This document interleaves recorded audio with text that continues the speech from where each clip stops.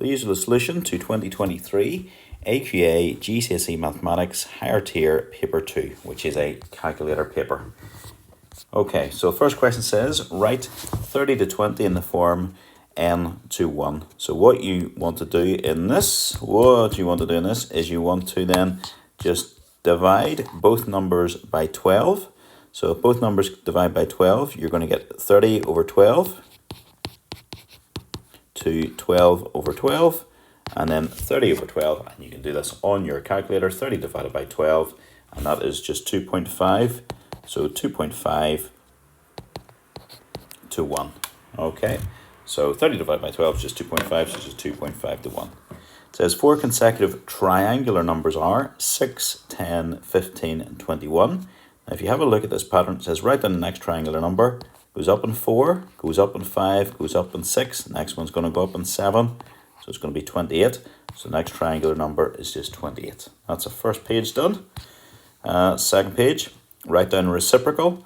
The reciprocal of something is when you just flip it upside down. It's 7 over 4 then, and then I would write that as 1 3/4. Next one says the price of a toy increases by 12.5% to £19.53. Work out the original. So I would write down that 112.5% is equal to £19.53. You can go down to 1% by dividing by 112.5. Then go up to 100%, that's what the original is, by multiplying by 100. So we want to find what the original was, what 100% is. You don't even need to show this middle step because it's a calculator exam, so just do 19.53 divided by 112.5 and then times 100. And what I got was £17.36. Next page already. Right, Jess saves 2 pence, 5 pence and 5 pence and 10 pence coins. She has 45 10p coins, 8 times as many 2p coins as 10p coins, and that amount in total. Okay, I'm going to say let x be the number of 2p coins. So then you've got, that means 8x. Oh, sorry, no, let x be the number of 10p coins, I should have said. That means 8x is the number of 2p coins. Okay, right, and then she has, it says work out she has £17.70 in total, so let's just work this out. So £17.70 is, if you've got x 10p's, each one of them is worth 10 pence, so you've got that. And then you've got 8x, 2 pence, so that's what they're worth. And she has got 45, she's 45 10 pence coins as well. Goodness sake. She has 45 10 pence coins. I've made this far too hard. Made this far too hard. Okay, so she has got 45 10 pence coins, so 45 times 10, so that's £4.50 that's going to be. And then she's got 8 times as many 10p coins, so 8 times 45 times 2 then. So let's just work out and convert it. So 8 times 45 times 2 is 720, so that's £7.20. So that's her 10p's and 2p's. So we add those together. You're going to get, if we just do that, so £4.20 plus £4.50, sorry, plus £7.20. That works out to be £11.70. So that's what she's got so far. We'll take that away from the original. So the original was £17.70. We'll take that away. The total, so that gives you £6. So you get £6, and they're made up of 5 pence coins then. So let's just do 6 divided by, and we'll convert it into 5 pence into pounds then. So 6 divided by 0.05, that means she's got 120 125p's, 125 pence coins. Okay, now we need to, it says, work out the total value of 2p coins to the total value of 5 pence coins. I should read this question. I didn't need to do any of this. It was just £6 was the total value for the 5, and the total value for the 2p's then, total value for the 2p's then was £7.20. So £7.20. Let's just convert those. That's just a ratio. So then I would just make that 720 to 600. Let's just do a wee bit of cancelling down. 72 to 60. Both numbers divide by 12. So 72 divided by 12 gives you 6. 60 divided by 12. 60 divided by 12 just gives you 5. There, I made a bit of a mess of that one at the start. I think I got there in the end. Okay, part of a regular polygon is shown. Assume that polygon is an octagon. Work out the size of the exterior angle. Okay, if that's its interior angle, then that's its exterior angle. And we want to work out the size of the interior angle. So if we want to work out the size of the exterior angle, there's a formula for this, which is 300 for a regular polygon. E is equal to 360 divided by n. So 360 divided by 8, because an octagon has 8 sides. And if you divide, you will get 45 degrees. There we go, 45 degrees. In fact, the polygon has more sides than an octagon, so it was an octagon at all. What does that mean about the size of the exterior angle? So if it has more sides, then the more sides it has, the bigger the interior angle is going to be, so the smaller the exterior angle is going to be. So more sides. So what does it mean, size of exterior angle? It's going to be less than the answer to A. That's all it's going to be. Okay, in a game, the ordinary 6-sided die is rolled, and the fair spinner shown is spun. The score is a dice number substituted into the spinner expression. Okay, right. Complete the table below. So they've done a couple of these to show you what's going on. So when you get a 4, 2x is 2 times 4, so it's 8. So this first row is just going to be double everything. The next row, you can see, and they've done one for you here. 3 times 2, sorry, gives you 6. So just triple everything. So 3, 9, 12, 15, 18. And the next one is, it's squared. So 5 gets squared to give you 25. So just square them all. 1 squared is 1. 2 squared is 4. 3 squared is 9. 4 squared is 16. 5 squared is 25. They've done that one for you. And 36. Complete the table. Okay, right, now the question on it. A player wins a game if their score is 10 or more. Work it probably to win the game. Okay, each one of these is equally likely. So you've got 1, 2, 3, 4, 5, 6, 7, 8, 9, 10, 11, 12, 13, 14, 15, 16, 17, 18 equally likely events. And we want to find the probability the score is 10 or more. So I'll do it up here then. This is probability greater or equal to 10. That's what I'm looking for. How many does that apply to then? I'll just put a wee dot at them here. So 1, 2, 3, 4, 5, 6, 7, 8. What did I just say? 8 out of 18. Cancel down, divide both by 2. You'll have 4 over 9. Hopefully that's what we're looking for. The game is played let's try that again. The game is played 711 times. Estimate number of games that are won. So what if we just said 4 over 9? So number is just equal to 4 over 9, your probability of winning, times 711. Let's just do that. 4 over 9 times 711 on the old calculator, and that works out nicely as 316. Yep, okay, there we go. Lovely questions, love these ones. These are identity questions.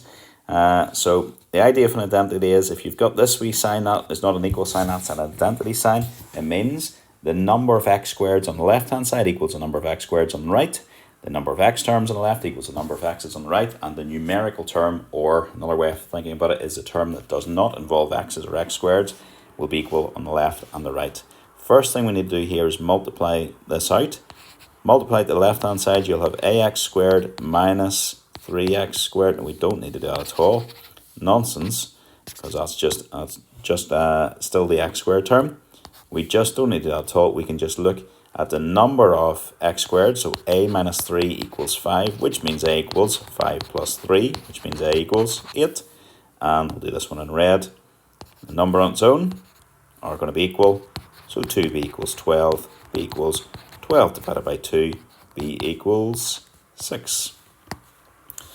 The next page. Okay, right, what do we got to do here? You've got A is this point, B is this point drawn. ABC is a parallelogram. A, D, and BC are horizontal, and each has a length 5. The diagonals of A, B, C, D cross at E. Work out 2 possible pairs of coordinates of E. Okay, right, never seen a question like this. Right, so AD and BC are horizontal length 5, so it could basically your parallelogram could go out like this. 1, 2, 3, 4, 5. If you've got a ruler, use a ruler. I don't. 1, 2, 3, 4, 5. That's one way that you could do it. And then you would link those up and see where their diagonals intersect. So without doing anything, I can pretty much see that's where my diagonals are going to intersect. So that's one possible way of doing it. What would that be? That would be 4, 6. Or, and I'll do this one in red, your diagonals could have gone back the other way. 1, 2, 3, that's 5 there. 1, 2, 3, 4, 5 there. And we will link those up. And again, your diagonal is going to be here. Or your diagonal is going to be here. So there's your other diagonal. Whatever that is. What's that? Minus 1, 6. Minus 1, 6. So there's what you could get for your 2 possible values. Minus 1, 6. And then that'll do the one in blue. Obviously, are only allowed to use blue or black ink. I'm just doing this for the video. There we are. 2 possible coordinates for E, which was where your diagonals cross. Lovely question. Right, write down the translation vector that maps A to B. So I've got to go from this one to this one. So pick the top left point, the nice right angle point, and how do I move there? I've gone 1, 2, 3, 4 to the right. So 4 is on the top, and I've gone 1, 2, 3 down. 4 minus 3, that's it, done. Okay, question 11, firing through this. Volume of a sphere is 4 over 3 pi r cubed. Hemisphere, a bowl is a hemisphere, radius is equal to 12. Water is poured into the bowl at a rate of 325 centimeters cubed per second for 8 seconds. Does the water fill more than 70% of the bowl? You must show your working out. Okay, first of all, let's just work out the volume of the whole sphere, whole hemisphere, I should say. So the volume is going to be, it's not a whole sphere, it's a hemisphere, so it's a half times 4 over 3 times pi times 12 cubed. So let's just work that out on the old calculator, and I'm going to leave it in terms of pi if it allows me. So a half times 4 over 3 times pi times 12 cubed, which works out for me as 1152 pi. Perfect answer. I'm going to leave it as that.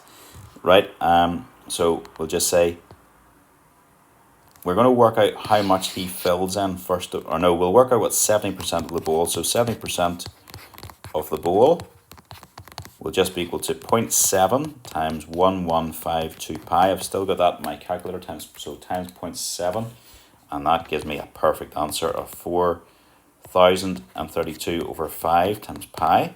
Then we'll work out the rate, how much he fills.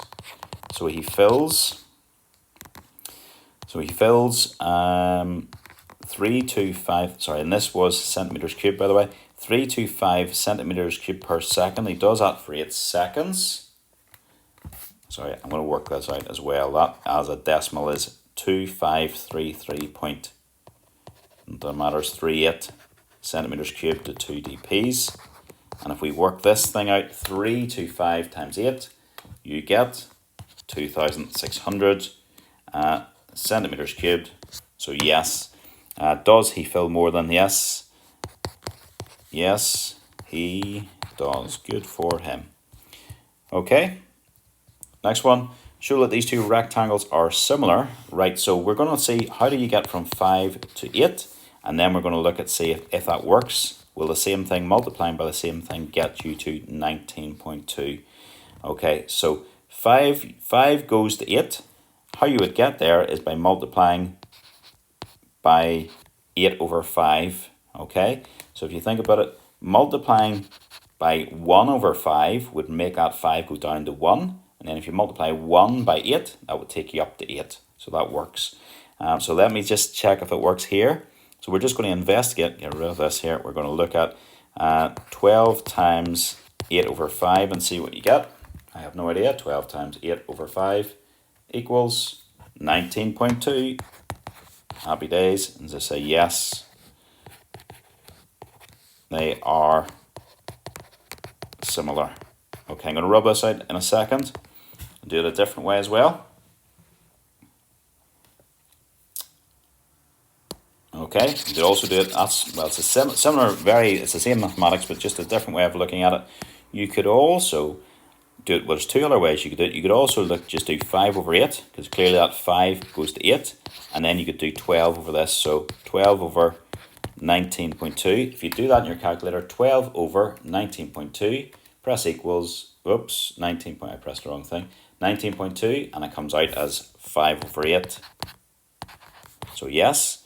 Another way you could do it is by doing this side divided by this side, so 5 over 12, and investigate 8 over this, so 8 over 19.2. So 8 divided by 19.2 is equal to 5 over 12, so you can see everything corresponding sides, no matter what way you look at it, they're all in the same ratio. So 3 ways of doing the same question there. Right, the next one. A factory packs X boxes of tea bags per hour. Each box contains 80 tea bags. Show that the factory packs that number of tea bags per minute. Okay, right. So X boxes, so that's X times 80. So X boxes, so that's the number of boxes. That's the number of tea bags per hour, I should say, because you pack X boxes per hour, and each box contains X's. Each box contains 80 tea bags. Can't even spell tea. Look, tea bags. Apologies. So that's how many tea bags per hour you've got. So let's just change that then. So if you have 80X per hour, in 1 minute you're going to have 1/60th of that. And if you just do that out, top and bottom divide by 20 to give you 4x over 3, and that's per minute. There we go. Number 14. Company has 123 employees. Information about their hourly rates of pay is shown in the table. Okay, the owner of the company uses data to make 2 statements. First thing is over 30% of employees have an hourly rate that is more than £17. Let's see if this is true. More than £17. Okay, we're going to do a wee bit of linear interpolation here, I think. So this is your frequency. I'm going to do a wee CF column just to help me out here. I've got 66. And the next thing then is adding on 32. So 66 plus 32 is 98. And then plus 15 is 113, plus the 10 is 123. This number is the same as this, so I know I've done that correctly. Okay, now why I want to do this, I want to look at the number less than 17. So I need to find how many employees are less than 17. So it's a bit of a weird linear interpolation type question. So because if I know how many is less than 17, then I can work out how many is more than 17, but less than 17 would be the easiest way of doing it. Okay, right. 17 is it's in here. It's going to be in this, definitely in this class, but I need to find out how many people this goes in. So I know nothing, right? I need to find 17. So 17 is 3 into that interval, and it goes from 14 to 20, so it's 6 long, so it's it's just halfway in. That makes life easy. So it's that's the fraction that it's in, so it's halfway into that interval. So that makes life easy for me. That's good. So halfway into this then is going to be another 16 people. So halfway into that is 16 people. So just say halfway through 32 is 16. I'll just say number less than £17 then is equal to 66 plus 16. So whatever that's going to be, 76, 82. 82. So that means 82 of 123 as a percentage. 82 divided by 123 as a percentage is 2/3. So that is 66 2/3%. So that means over 30% of an hourly rate. That's yes. So yeah, definitely. Yep. So that means therefore that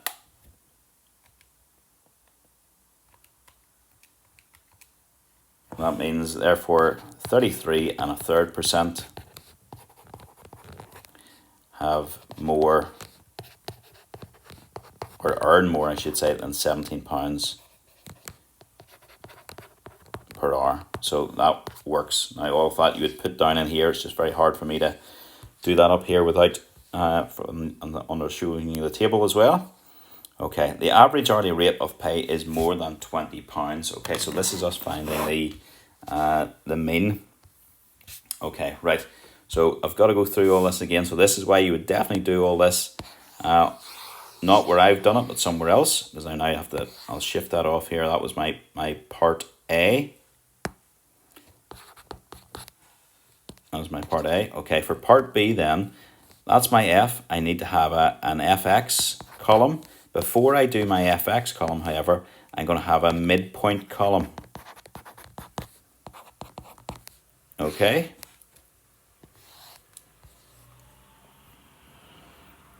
Okay, right. Now this is, it's hard to know if this is what they're wanting you to do. They could be wanting you to do the median as well, but I think it's not. Right, your midpoint X, add your 10 and your 14 and divide by 2, you'll get 12. Then 14 and the 20, so 14 plus the 20 is 34, divided by 2 is 17. Then 20 plus 40 divided by 2 is 30. And then 40 plus 100 and divide by 2 is 70. So you've got your midpoints. To get your FX column, do your 66 times 12 for the first one, so 792. Then do your 32 times 17, and that gives you 544. Then do your 15 times 30, which is 450, and then 10 times 70, which is 700. So we can total up, you've got the total of your F, total up your FX column.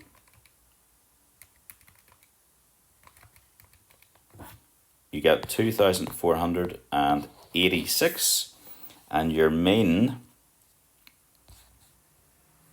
okay, sorry, I forgot. Work out an estimate of the mean to support your statement B. So this one, our mean then, is equal to sigma fx divided by sigma f. So your mean was 2486 over 123. 2486 over 123. And that was 20.21. 2 dp's is money, remember. So that's what it was. So that supports your one, because they said it had an average over 20. There we are. Okay, I've forgotten a question here. Part B. why might statement A not be true? Okay, when you do this is called linear interpolation. You're assuming that all 32 people in this are evenly spread out. Okay, so they might not be, and more than likely in reality they're not evenly spread out, but this is the only way we can do it when you've got what's called a grouped frequency table. So just say we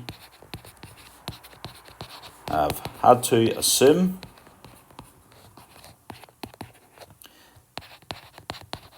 the values are evenly spread through, I'll just say the interval. Just say this may not be the case. Okay, more than likely it's not the case, but we don't know that, so we'll just say this may not be the case. Okay, why might the mean not be the best average to represent the data? Well, the reasons for the mean not being good is the mean can be affected by extreme values. So you can see here, there's a few people here who are earning pretty big hourly pay here between 40 and 10. So there could be these extreme values could be sort of affecting it, and they're not really representative. So the mean could be affected by the extreme values. So just say it may be, we'll just say distorted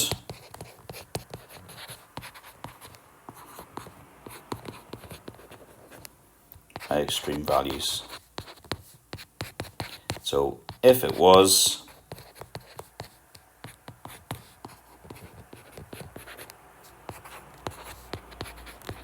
it would be better to use the median. Okay, right, expand this thing. That's it, just expand, right? X squared times that is just 2x cubed. X squared times this is 5x squared y. Then minus 9 times the 2 is minus 18. X times x is x squared, and then you've got a y. And minus 9 times that is going to be minus 45 x y squared. Can you tidy anything up there? You can, but should we have been able to? Let me just check that again. I've made a silly mistake here. I think I have. I would have got that 5x. Oh, yeah, okay. So these middle terms, you can tidy these up. So they're just going to be minus 13x squared y, because they're the same type of thing, and then minus 45x y squared. Okay, straight lines, lovely. Straight line has equation y equals ax minus 1, and it passes through this point. Straight line B has an equation 5y minus 3x equals 4. Show that line A has a greater gradient than line B. Okay, so let's look at line A, which is y equals ax minus 1. And we're just going to sub in 7, 13. 13 equals 7a minus 1. Means 14 equals 7a, which means a is equal to 2. So line A is y equals 2x minus 1. I'll just say its gradient then equals 2. Your line B rearranged to get into y equals mx plus c form. That's all we're doing here. So 5y equals positive 3x plus 4. Y then equals 3 over 5x plus 4 over 5. So this one has a gradient of 3 over 5. So that line A has a gradient greater than B. So we'll just say, therefore, gradient of A is greater than the gradient of B. So always just make sure you've shown that you understand that you have answered the question. Right, trig says work out the size of the angle X. So to find the angle X, we will need to find this side. So I'm going to call this side Y, and I'm going to look at the right-hand triangle here. I'll draw a wee diagram of it. I've got my 37, I've got my 4, and I've got my Y. We'll use trig to find this. So this is my adjacent side. This is my hypotenuse. So using SOHCAHTOA, we've got the adjacent and the hypotenuse, so we're using cos of 30, sorry, I'll write that out. Cos is cos of the angle theta equals adjacent over hypotenuse. So we'll say cos of 37 then is equal to y over 4. Multiply across by the whole 4. Cos of 37 equals y. Y equals 4 times cos of 37. Y equals 3.19454. Notice I've gone to 5 dp's. I've gone to 5 dp's. So I know this thing now is 3.19454. Gone to 5 dp's because I'm going to use it in this next part of the question. So let's redraw the triangle I'm referring to. This is x, this is 9.3, and this is 3.19454. And we're going to label this one as my opposite. This one is my hypotenuse. Again, I'll write down our SOHCAHTOA. We've got the opposite and the hypotenuse. We've got sine. Say sine of theta is equal to the opposite over hypotenuse. Fill it in. Sine of x then is equal to 3.19454. That's 5 dp's, that version I'm using, is equal to this. So x is equal to sine to the minus 1 of that thing again.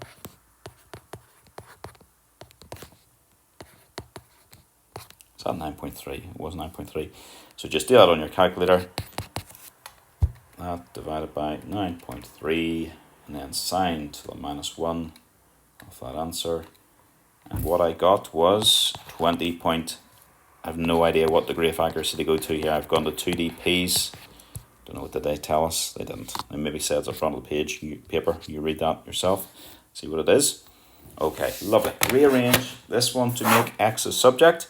Generally in mathematics, if you get something in the bottom line, it's a problem. So let's get this x off the bottom line by cross multiplying. Then we'll bring all our x's to one side. Then you factorize, pull the x outside of brackets. And then all this is doing is multiplying. So if I told you 6x equals 8, you'd be happy enough to say x equals 8 over 6. So here, x equals 8 over y minus 1. There you go. Just on one page. There you go. One question, one page. Here are the first 4 numbers of a quadratic sequence. Work out the expression for the nth term of the sequence. I have another wee video of these. I love this. This is a wee method I only was shown a couple of years ago, and it's great. And I've said that and I can't remember it. This is me being off my summer holidays. I've switched off. Right. 3, 20, 47, 84. Okay. Right. The general equation of a quadratic is ax squared plus bx plus c. Right, now the first thing you do is you do the old common differences. That's going to be 17, that's going to be 27. This one is going to be 84 minus 47 is going to be 37. Common difference is 10. Common difference is 10. Right, so your A, how you get your A equals 10 over 2. Just accept that. That's just the way it is. So just do 10 over 2. So that means you've got, it's 5. So what you've got, as soon as you find an unknown, rewrite your equation. So that's what you've got so far. Now, to find the C, and I'm going to do this, and no, you can't do this in different colours, but to find the C, let's trace back. That was a 10 back here. That would make that just 7. If you went back by 7 here, that would be minus 4. So that's how I've got my C. C is equal to minus 4. Again, I have a wee video on this, so look this up if you need to see another couple of examples on this. Okay, now, forgot to do it. I'll rewrite my equation now again. I found another one, so 5x squared plus bx minus 4. 5x squared plus bx minus 4 is what we've got so far for my nth term. Now to find this, next thing we're going to look at this first term. So this 3 is a value when n is equal to 1 because it's a first term. Likewise, this is a value when n equals 2, when n equals 3, when n equals 4. But we only care about the n equals 1. So when n equals 1, I've called it x. Why have I not called it n? I really am on my holidays here. Right, I'm going to change that so it's an squared plus bn plus c. That's n squared plus bn, 5n squared plus bn, and that was minus 4. Right, that's my nth term so far. Sorry, let's go through that again. Apologies. Right, so here, this one in yellow, this is what my value of my sequence is when n equals 1. So we'll just say when n equals 1, you've got 3 is equal to 5 times 1 squared plus b times 1 minus 4. That's a mess, let's tidy it up. 3 then is just equal to 5 plus b minus 4. So that's the same as just 3 equals 1 plus b.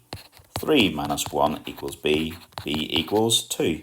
So my nth term then is 5n squared plus 2n minus 4. Okay, let's check. So we'll just put in, I'll not look up, so n equals 4 into it. So that'll be my fourth term would be 5 times 4 squared minus 2 times 4 minus 4. So 5 times 4 times 4 minus 2 times 4 minus 4 got me 68. I don't remember 68. No, it wasn't. I've made a mistake somewhere.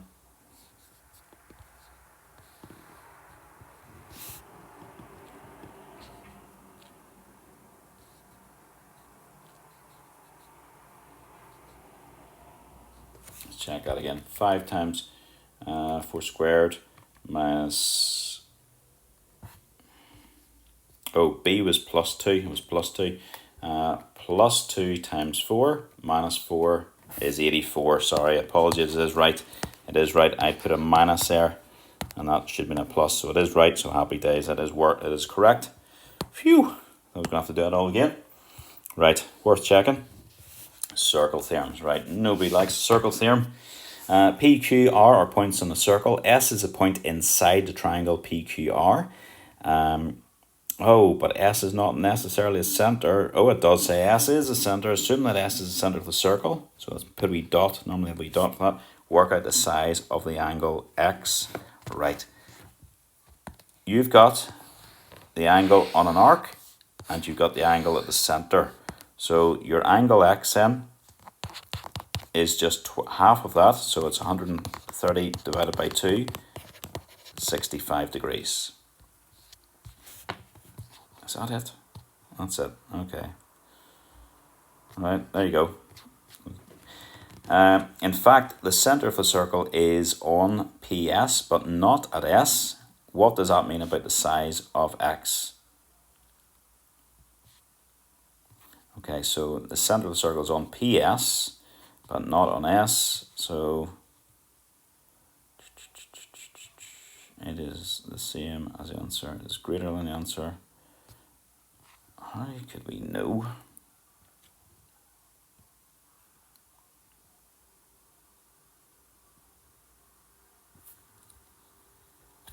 I think it's impossible to tell. It is impossible to tell, yeah. Well, it was 65, wasn't it? We can't really tell because the diagram's not drawn accurately, so there's nothing we can tell. I don't think we can tell anything. So my S is actually here, so if I just eliminate this thing here, my S is actually on this line somewhere, if you imagine. So there's nothing I can tell. That could be this angle, because it's not drawn accurately, that angle X could be more than 60, it could be 65, it could be less than 65. You have no way of knowing.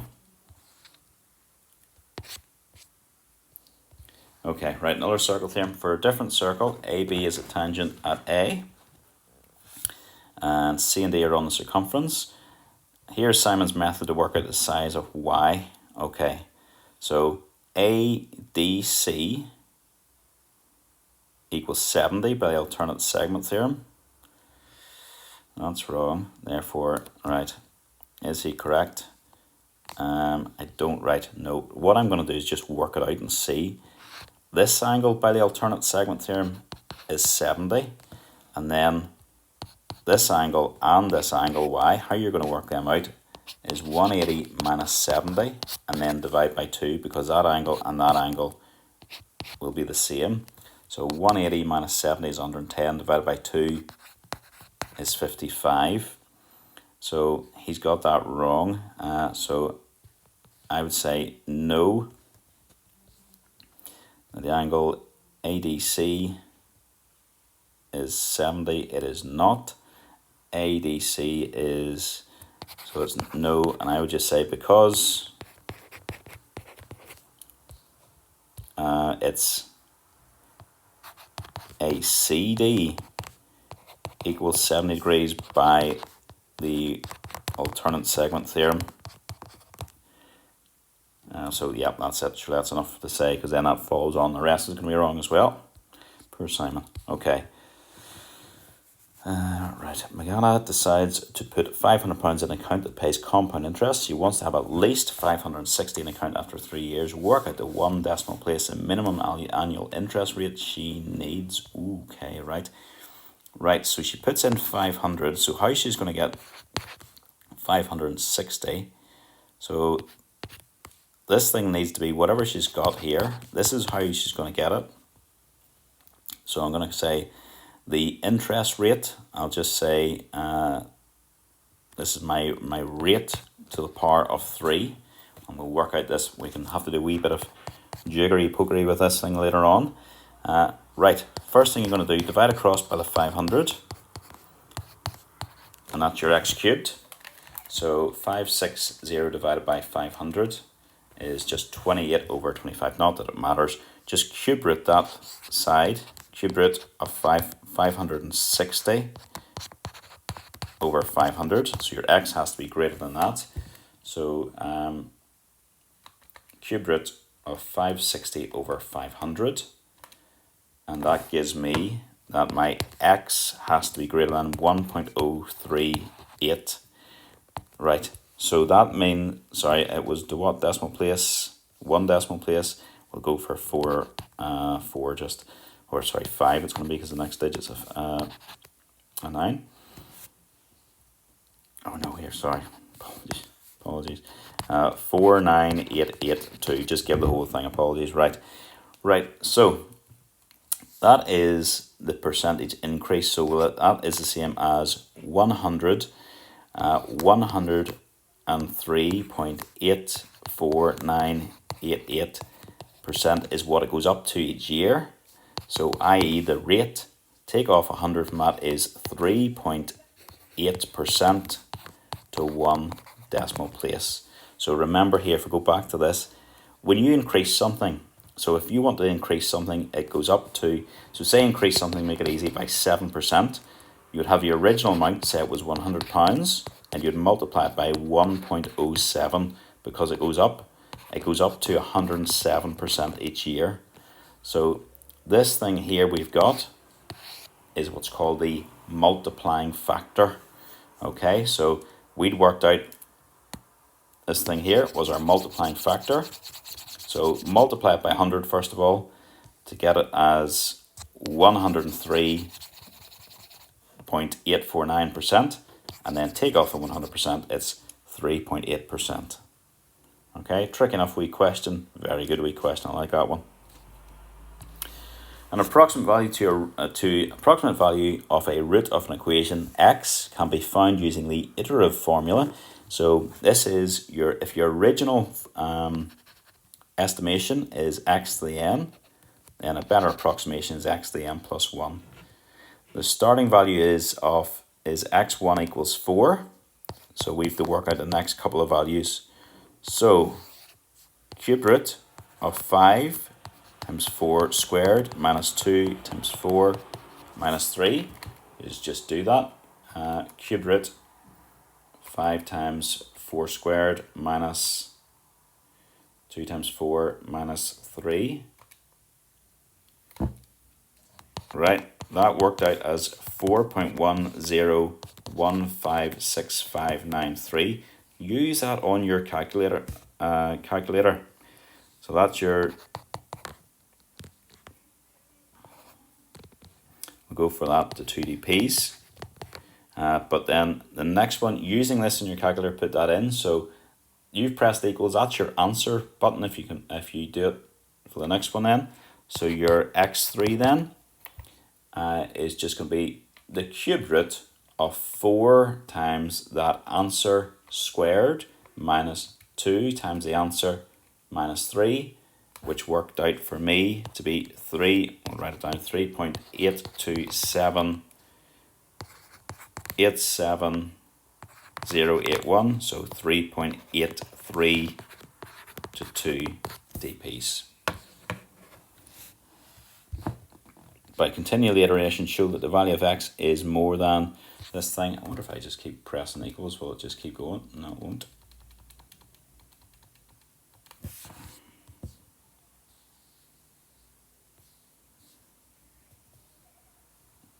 Something's gone wrong here with my second one. It has gone wrong, right? First one.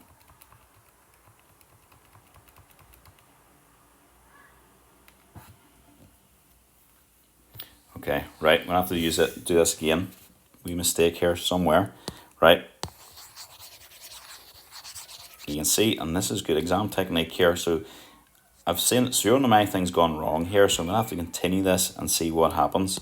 So let's just go again with this question. We'll use the answer button. I didn't think this would come up on this, I have to say.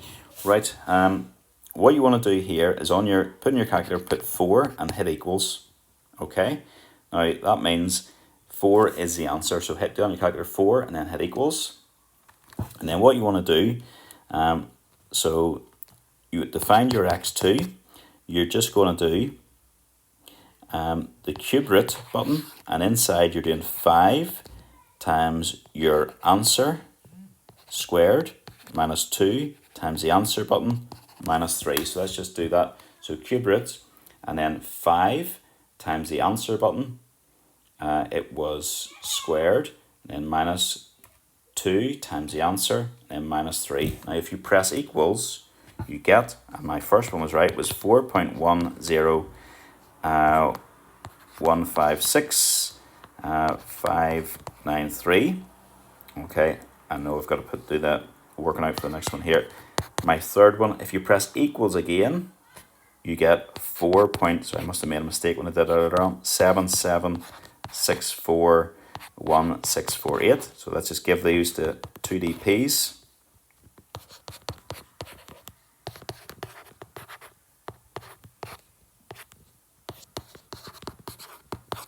Now, by continuing the iteration, show that that is equal to, it is more than this. So if you just keep pressing equals, it will keep going.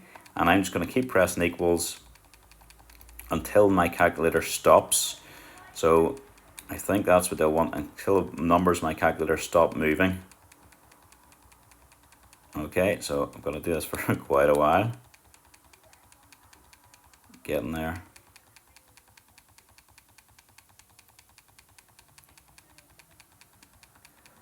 Okay, and I've got an answer to 5 dp's. There we go. It's sort of leveling off there. It's not changing the 5 dp's. So it is equal to 4.38849 to 5 dp's. Now again, how you do that, you press 4, press equals. That's now the answer button in your calculator. And then you do this thing here. So you do cube root of 5 times your answer squared minus 2 times your answer minus 3. That's the hard work done. And then you just keep pressing equals to get the next number, the next approximation. Okay, I am used to CCEA Mathematics, and that comes up in, location of roots, where is that? Newton-Raphson method, that sort of thing comes up in AS Maths, I think it is. Okay. Here are 3 sets of cards. Set A goes 1, 1, 3, 5, 5, 5, 6, 8. Set B is 1, 2, 4, 6, 8, 8, 9. Set C is 3, 4, 5, 6.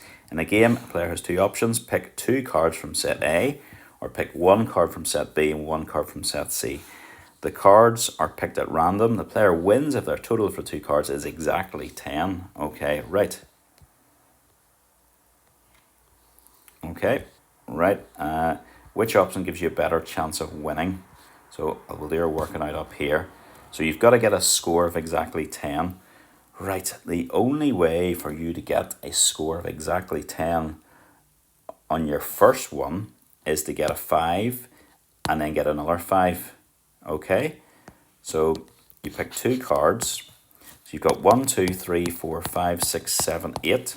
8 cards. So you want to get a 5 and a 5. So getting a 5 on your first go, you've got 3 out of, how many did I say there? 1, 2, 3, 4, 5, 6, 7, 8. You've got 3 out of 8 chance. Getting a 5 in your next card then is 2 out of 7. So that is it, isn't it?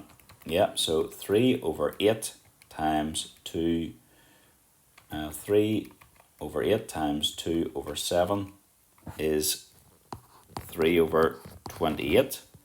I'm going to put this as a decimal. It's sometimes hard to compare fractions. So that's 0.107. That's what it is to win on that set A alone. The other one is, what was it, set B and set C, the option. Okay, right. So the player wins, they get a score, 2 cards, total of their 2 cards exactly 10. So you could have 2, you couldn't have 2 in anything. You could have, on this set of cards, you could have a 4 and a 6. Are there any other options we could do? Or you could have a 6 and a 4. So you could have 4 and a 6, or you could have a 6 and a 4. So you have 1, 2, 3, 4, 5, 6, 7. So you have a 1 in 7 chance of getting a 4, and then you have a 1 in 4 chance of getting a 6, or you have a 1 in 7 chance of getting a 6 and a 1 in 4 chance of getting a 4. So what you're going to have, if you do it on your calculator, you'll have that's 1 over 28 plus 1 over 28, which is 2 over 28. Don't cancel it down, because we're comparing with this thing up here, which is in 28s as well. So which option gives your working out is your better option? The first one was our better. You can see I've done that above. There you go. Right. How much more have we got to do? Dear, oh dear. Loads. No, 3 more pages, is it? Right, let's go. Okay. A is 65 to nearest integer, B is 30 to 1 sig fig. Work out the upper bound for this. Okay, right, bounds question. Lovely. So the upper bound for that, so with this bit needs to be big. We want to make this bit maximum. This bit has to be minimum. So 65 to nearest integer. So it's going to make it as big as possible. So it's going to be 65.5 as its upper boundary. And make this as small as possible. So 30 to 1 sig fig, as small as possible will be just 25. Because 1 sig fig, your 1 sig fig worked out to be 10.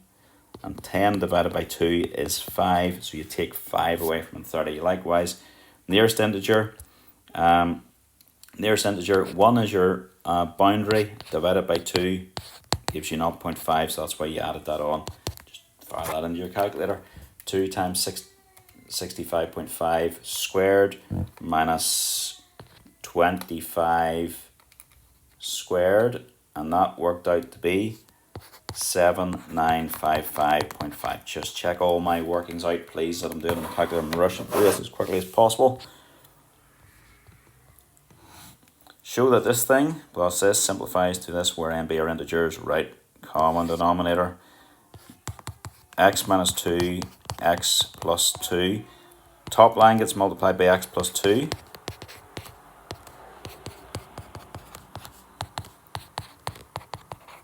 So that gets multiplied by x minus 2. Tidy it up. First thing, your bottom line is the difference of 2 squares, which just becomes x squared minus 4. Multiply this out, you'll have x squared plus 2x minus 5x minus 10 plus x squared minus 2x plus 5x minus 10, which becomes 2x squared minus 20 all over x squared minus 4. And there we are. And we've done it. Got where we needed to go. Here's a sketch of y equals x squared. The minimum point of y equals x squared is at 0, 0. Write down the coordinates of the minimum point of this. So that would move it down by 2. So the minimum point is going to be 0. Oh, sorry, it's going to move it up by 2. It's a plus. Apologies, it's going to move it up by 2. So it's going to be 0, 2. The graph of y equals x squared is reflected in the x-axis. Write down the equation of the graph after this transformation. If that's what it was, it's now reflected in the x-axis. That's y equals minus x squared. It's now transformed to give this. So the plus 3 is inside the bracket. That means it's inside, it's moving in the horizontal. Instinctively you feel like it'll move it to the right, but if it's inside the bracket it's awkward, so that means it moves it 3 to the left. And that is us done, is it? End of questions? It is indeed. Right, hopefully I haven't made too many mistakes there. Rushed through that as quickly as I could. I can now hear my 3-year-old kicking off, so I better go and see to him.